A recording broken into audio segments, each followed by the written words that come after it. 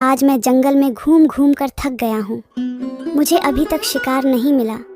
बहुत जोरों से भूख लगी है। आज लगता है भूखा ही रहना पड़ेगा। जंगल में मुझे कोई शिकार नहीं मिला, इसलिए आज गांव में चलकर देखता हूँ, शायद वहाँ कोई शिकार मिल जाए।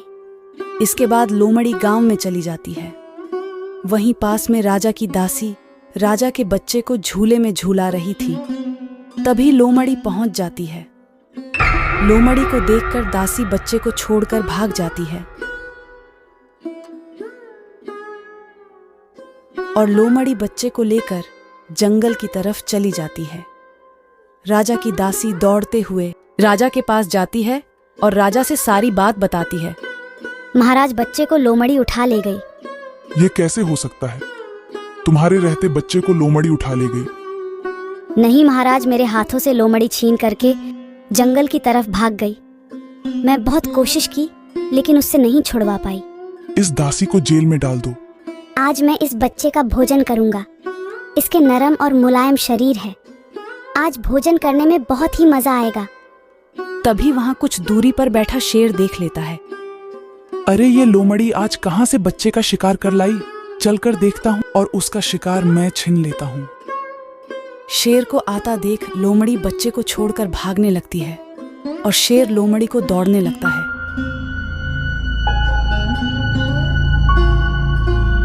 जिसे छिपकर एक गाय देख रही थी। लोमड़ी कहां से नन्हे से बच्चे को उठा लाई चलकर। अब मुझे उस बच्चे को बचाना चाहिए, नहीं तो इस बच्चे को वे खा जाएंगे। इस तरह से गाय मौके का फायदा उठाकर बच्चे को अपने घर में लेकर चली जाती है। दौड़ते दौड़ते वे दोनों जंगल में बहुत दूर चले जाते हैं। आज लोमड़ी ने मुझे दौड़ा दौड़ा कर थका दिया। इतना मैं अपनी पूरी जिंदगी में नहीं दौड़ा था जितना आज दौड़ा हूँ। चलकर बच्चे का भोजन करता हूँ। इस तरह से शेर बच्चे के पास आता है। देखता है बच्चा गायब है। अरे ये बच्चा कहाँ चला गया है? यही तो था लगता है। लोमड़ी बच्चे को कहीं छिपा दिया। आज भूखा ही रहना पड़ेगा। उधर गाय उस बच्चे को दूध पिलाती है और कहती है, ये किसका बच्चा हो सकता है? लोमड़ी कहाँ से इस बच्चे को उठा लाई है? अब मुझे इन जंगली जानवरों से बचाकर इस बच्चे का ख्याल रखना होगा। इस तरह से गाय रोज जंगल में जाती है और घास खाती है। बच्चे को आकर के दूध पिलाती है। ऐसे ही करते करते बच्चा बड़ा हो गया। एक दिन गाय घास चरकर और कुछ फल लेकर आ रही थी। तभी लोमड़ी देख लेती है। इस गाय के मजे ही मजे हैं। हरी हरी घास भी खाती है और जंगल के फल भी खाती है। दूसरे दिन फिर गाय घास चरने के बाद कुछ फल लेकर जा रही थी। तभी लोमड़ी देख लेती है। गाय जब घास खा लेती है तो रोज फल लेकर घर क्यों जाती है? लगता है कुछ दाल में जरूर काला है। चलकर इसके घर पर देखना होगा। लोमड़ी गाय के पीछे पीछे उसके घर पर आ जाती है और छुप कर देखने लगती है। माँ, अब मैं बड़ा हो गया हूँ। मैं खुद जाकर के अपने लिए भोजन और तुम्हारे लिए घास लेकर आ सकता हूँ। मुझे अब बाहर जाना चाहिए। नहीं बेटा, इस जंगल में बाहर नहीं जा सकते, क्योंकि यहाँ पर बहुत ही खूंखार जंगली जानवर रहते हैं। तुम्हारे लिए बहुत खतरा है। नहीं माँ, मैं कब तक इस घर में छिपा रहूंगा? यह दोनों आपस में बातें कर रहे थे और लोमड़ी इन दोनों की बातें सुन रहा था। अच्छा, तो यह बात है। मैं चल करके शेर से सारी बातें बताता हूँ। उस दिन जो मैं बच्चा लाया था, उसे तो गाय उसका पालन पोषण कर रही है। उसके बाद लोमड़ी शेर के पास पहुंच जाती है और शेर को सारी बात बता देती है। तो ये बात है, चलकर मैं गाय को अभी सबक सिखाता हूँ। नहीं नहीं महाराज, अभी नहीं। हमें मौके का इंतजार करना होगा, क्योंकि वह हमेशा लड़के को घर में बंद करके रखती है। जब गाय घास चरने जाएगी और हम मौके का फायदा उठाकर गाय पर हमला कर देंगे और गाय को मार देंगे, उसके बाद लड़का अकेला हो जाएगा। उसके बाद घर पर हमला कर देंगे और लड़के को भी खा जाएंगे। ठीक है, कल हम ऐसा ही करेंगे। दूसरे दिन गाय घास चरने जंगल में जा ही रही कि पहले से लोमड़ी और शेर घात लगाए बैठ जाते हैं। तभी गाय आ जाती है। अरे कहाँ जा रही हो? मैं बहुत देर से इंतजार कर रहा हूँ। रुको जरा, कुछ बात करनी है। नहीं, मुझे जाने दो। अरे महाराज, जल्दी हमला करो। इसके ताज़ा ताज़ा मांस का स्वाद चखना है। तेरे साथ साथ उस इंसानी बच्चे का भी स्वाद चखना है। अरे वहाँ देखो, सामने से कोई शिकारी आ रहा है। अरे भाग, इधर ही आ रहा है। भाग भाग, जल्दी भाग।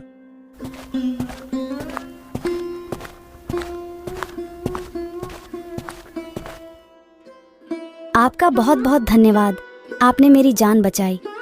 गाय, मैं तो इस जंगल में कुछ पक्षियों का शिकार करने आया था, जिससे मुझे कुछ पैसे मिल जाते हैं। लेकिन आज आते ही देखा कि शेर सामने ही खड़ा है, तो मैं डर गया था। लेकिन वह शेर खुद ही डर के भाग गया, इसीलिए तुम्हारी भी जान बच गई। हाँ, और यह सब तुम्हारे आने से ही हुआ है, वरना आज पता नहीं क्या होता। और मेरे साथ साथ उस बच्चे को भी नहीं छोड़ता। मेरे साथ एक इंसानी बच्चा भी रहता है। मैंने उसे अपने बेटे की तरह पाला है। मेरे मरने के बाद उसका क्या होता?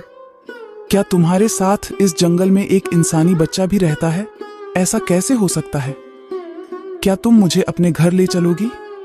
मैं इस बच्चे को देखना चाहता हूँ। तभी गाय उस शिकारी को अपने घर ले जाती है और रास्ते में हुई सारी घटना के बारे में बताती है। आपका बहुत बहुत धन्यवाद, आपने मेरी माँ की जान बचाई।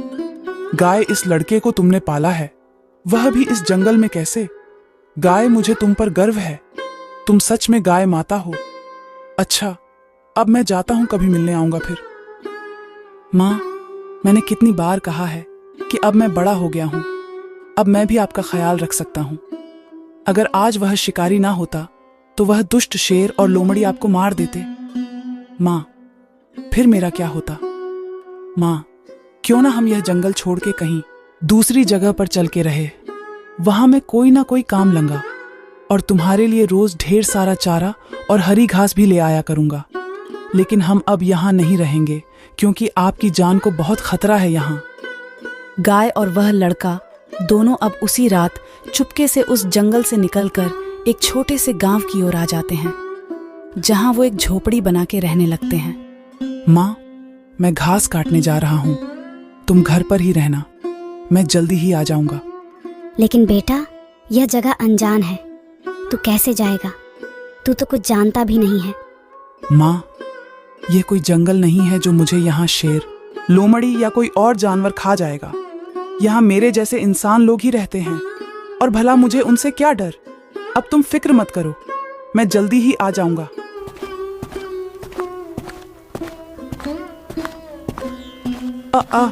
अब कहाँ जाऊं? हरी घास काटने, जहाँ फल भी लगे हो। पेड़ों पर यहाँ तो कहीं दिख नहीं रहे। फलदार पेड़ या हरी हरी घास लगता है। मुझे जंगल की ओर ही जाना पड़ेगा, वहीं मुझे हरी घास और ताजे फल मिल सकते हैं। लेकिन वहां अगर कोई जानवर हुआ तो नहीं, नहीं, मैं किसी से नहीं डरता, मैं जाऊंगा। अरे ये क्या? ये चिड़िया तो घायल है, इसके शरीर से तो बहुत खून बह रहा है। मेरी मदद करो। लेकिन मैं तुम्हें कैसे बचाऊं? मुझे कुछ समझ नहीं आ रहा। इसी रास्ते पर सीधे जाकर एक नदी है, जहाँ पर एक जड़ी बूटी का पेड़ है। तुम मुझे उस पेड़ की पत्तियां लाकर दे दो, मैं उसका रस पीकर ठीक हो जाऊंगी। ठीक है, मैं अभी जाकर उस पेड़ से वह पत्तियां लेकर आता हूँ।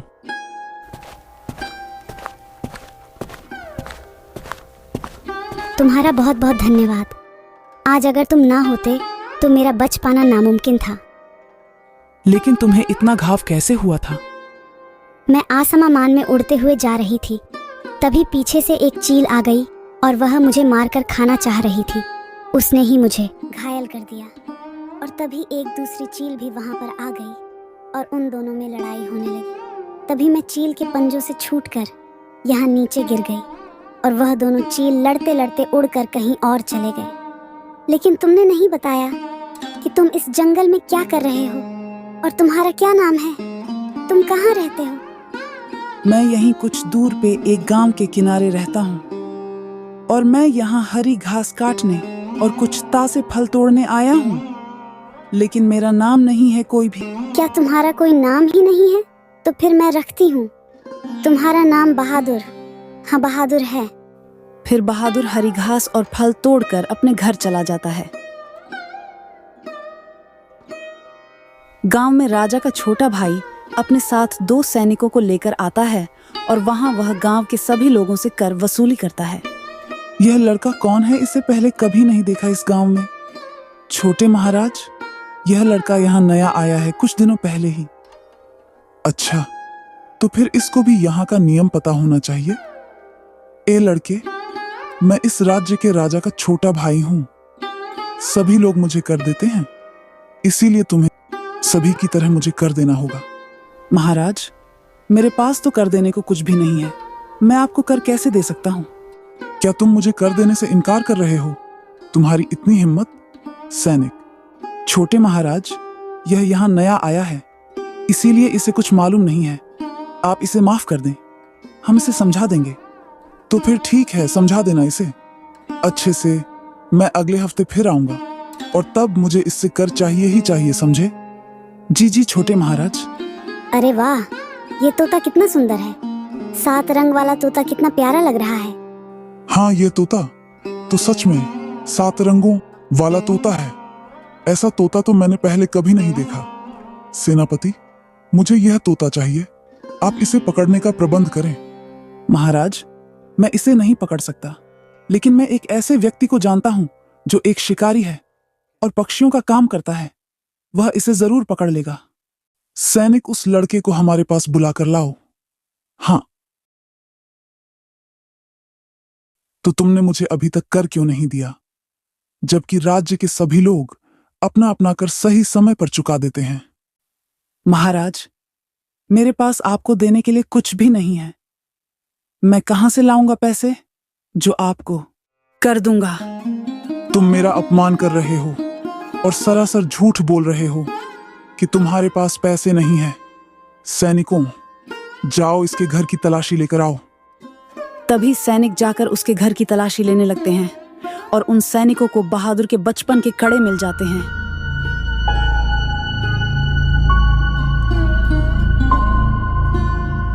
जिसे वह सैनिक राजा के भाई के पास लेकर जाते हैं। क्या यह तुम्हारे बचपन के कड़े हैं?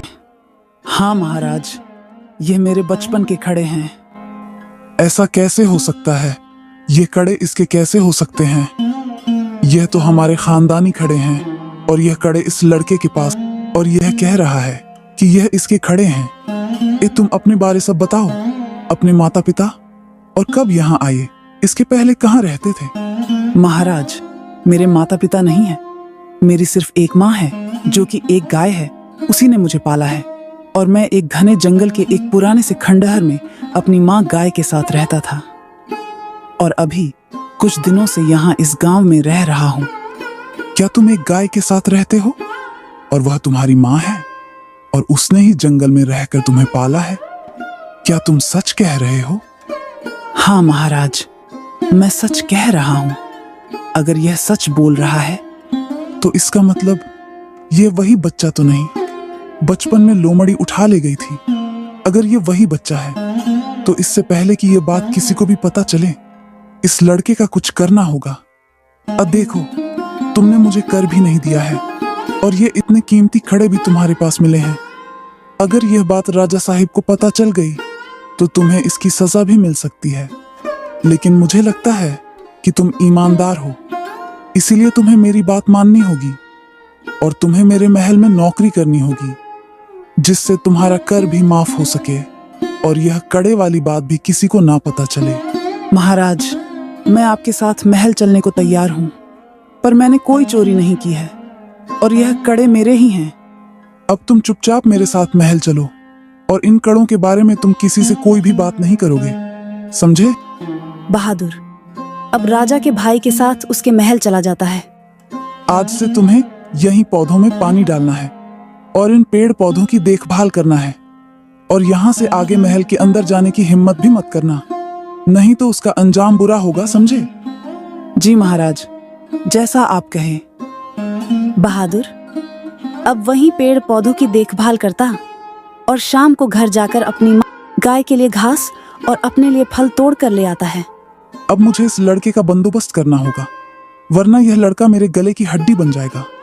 एक दिन राजा इधर उधर टहल रहे होते हैं कि तब राजा की नजर बहादुर पर पड़ती है। कौन हो तुम?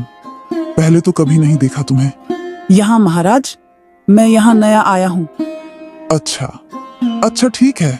क्या उनका प्रिय हीरो का हार चोरी हो गया है? ऐसा कैसे हो सकता है? राजमहल में चोरी करने की हिम्मत किसने की? मंत्री जी, आप जल्द से जल्द पता लगाइए कि इस महल में वह कौन है जिसे अपनी जान प्यारी नहीं। जी महाराज, मैं पता लगाता हूँ। महाराज, मैंने उस नए नौकर बहादुर को महारानी के कक्ष से कुछ लेकर जाते हुए देखा था।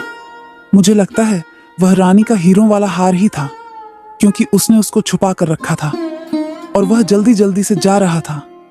क्या यह उस नए लड़के नौकर की करामात है? तो फिर जाओ, उसे मेरे पास लेकर आओ। तभी सैनिक बहादुर को राजा साहिब के पास लेकर आता है। ए लड़के, क्या तुझे जरा सा भी डर नहीं लगता कि तू इस महल में चोरी करेगा और किसी को पता भी नहीं चलेगा?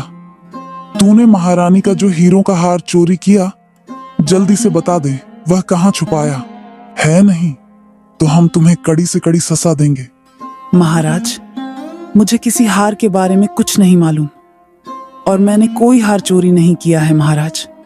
मैं तो पेड़ पौधों में पानी डालना व उनकी देखभाल करने के अलावा महल के भीतरी हिस्से में कदम भी नहीं रखता हूँ, तो मैं महारानी का हार कैसे चोरी कर सकता हूँ?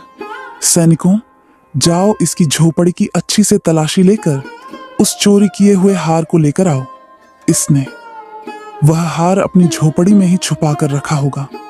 सैनिक अब जाकर उसकी झोपड़ी में देखते हैं। तभी उन्हें वहां एक राजसी संदूक दिखाई देता है, जिसमें वह हीरो का हार रखा होता है, जिसे वह सैनिक राजा के पास ले जाकर पेश कर देता है। महाराज, अब आप नहीं, इसे तो मैं सजा दूंगा, क्योंकि इस पर तरस खाकर मैंने ही इसको महल में नौकरी दी थी। चोरी करने की ऐसा दोबारा ना हो, इसलिए मैं इसे फांसी की सजा सुनाता हूँ, और आज ही। नहीं महाराज, मैंने कोई चोरी नहीं की है, यह सब झूठ है। चुप हो जाओ तुम और बताओ, तुम्हारी कोई आखिरी इच्छा हो तो वह अवश्य पूरी करेंगे, बस सजा माफी को छोड़कर। मुझे एक पेड़ से बहुत लगाव है और मैं रोज कुछ क्षण उसकी छांव में बिताता हूँ, इसलिए मेरी आखिरी इच्छा है कि मैं मरने से पहले कुछ क्षण उसी पेड़ के नीचे बैठकर बिताऊं, और फिर उसके बाद आप जो भी सजा दें मुझे मंजूर होगी। बहादुर अब उसी नदी के पास वाले पेड़ के नीचे जाकर बैठ जाता है और वहीं कुछ देर बैठा रहता है, जिसके बाद उसे फांसी की सजा दे दी जाती है और उसके शरीर को नदी में बहा दिया जाता है। आज मेरा बेटा घर नहीं आया, अभी तक पता नहीं कहाँ रह गया है। यह तुम्हारा इनाम है, रख लो। आज मैं बहुत खुश हूँ। मेरे रास्ते का कांटा जो निकल गया है, उस लड़के ने अचानक आकर मेरी नींद ही हराम कर दी थी। अच्छा हुआ मैंने उसको रास्ते से हटा दिया, वरना कहीं अगर मेरे बड़े भाई को पता चल जाता कि यह लड़का उनका ही बेटा है जिसे बचपन में लोमड़ी उठा ले गई थी, तो यह सारा राजपाट उसी जंगली लड़के का हो जाता और मैं खाली हाथ तमाशा देखता रह जाता। इसीलिए मैंने यह सारा जाल बिछाया ताकि उस लड़के को इस महल में लाकर उसको किसी बड़े इल्जाम में फंसाकर उसको खत्म करवा सकूं। और देखो, मैंने उसको फांसी की सजा दे ही दी। क्या उस लड़के को फांसी की सजा हो गई? क्या यह तो बहुत ही गलत हुआ है। अब बेचारी उस गाय का क्या होगा? बेचारा नादान लड़का बेवजह ही मारा गया। शिकारी जाकर राजा साहिब को वह सतरंगा तोता दे देता है। तुमने हमारा दिल जीत लिया है शिकारी। यह तोता वाकई में बहुत सुंदर है। बताओ तुम्हें क्या इनाम चाहिए? धन दौलत सोना चांदी जो भी तुम कहो वह सब तुम्हें मिलेगा। महाराज, क्षमा चाहूंगा, मुझे धन दौलत सोना चांदी नहीं चाहिए। महाराज, अगर आप मुझे कुछ दे सकते हैं तो मुझे इंसाफ दे दीजिए। क्या इंसाफ? कैसा इंसाफ? महाराज, क्या आप जानते हैं कि जिस लड़के को आपने फांसी दी है वह कौन था? उसके बारे में आपको कुछ मालूम है? नहीं, मुझे नहीं पता वह लड़का कौन था, और उसके बारे में मुझे कुछ भी नहीं मालूम है। चोरी के जुर्म में उसे फांसी की सजा सुनाई ताकि दोबारा कोई ऐसी हरकत न करे। महाराज, जिसे आपके दरबार में फांसी दे दी गई वह लड़का चोर नहीं, वह आपका ही पुत्र था, जिसे बचपन में एक लोमड़ी उठा ले गई थी और उस बच्चे को उस लोमड़ी से बचा के एक गाय ने उसे पाल पोस कर बड़ा किया था। और कुछ दिनों पहले ही वह दोनों जंगल छोड़कर पास के एक गांव में रहने आए थे, जिसे आपके ही भाई छोटे महाराज ने पहचान लिया और अपने रास्ते से हटाने के लिए एक सैनिक को रुपयों का लालच देकर उसके साथ मिलकर उस लड़के के खिलाफ साजिश रच के उसको फांसी सजा दे दी, ताकि इस राज्य के अगले राजा आपके भाई बन सके। महाराज, मैं चाहता हूँ आप मेरे साथ चलकर उस गाय से जरूर मिले जिसने उस लड़के को पाला था। राजा तुरंत उस शिकारी के साथ बहादुर के घर पर पहुंच जाता है और तभी वह गाय राजा को सारी बात बताती है। गाय की बात सुनकर राजा के पैरों तले जमीन खिसक जाती है और वह बहुत दुखी हो जाता है। क्या अनर्थ हो गया।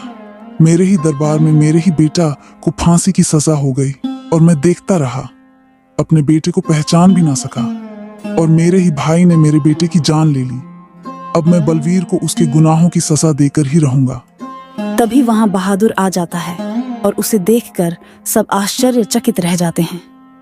अरे यह क्या, तुम्हें तो फांसी दे दी गई थी, तो तुम बच कैसे गए? ऐसा कैसे हो सकता है? महाराज, मैंने कोई चोरी नहीं की थी, इसीलिए मुझे खुद को बेगुनाह साबित करना था। इसीलिए मैंने अपनी आखिरी इच्छा में जिस पेड़ के नीचे बैठने की मांग की थी, उसी पेड़ की जड़ी बूटी मैंने अपने फांसी होने से पहले ही खा ली थी, जिसकी शक्तियों की वजह से मैं बच गया और मैं वापस आ गया हूँ। बहादुर की बात सुनकर राजा बहुत खुश हो जाता है और उसे बताता है कि वह उसका पिता है और वह उसका पुत्र है। राजा अब सभी को लेकर महल चला जाता है, अपने भाई और उस सैनिक को आजीवन कारावास में डाल देता है। वह अपने पुत्र के साथ खुशी से रहने लगता है और उस गाय को भी उसी महल में रख लेता है।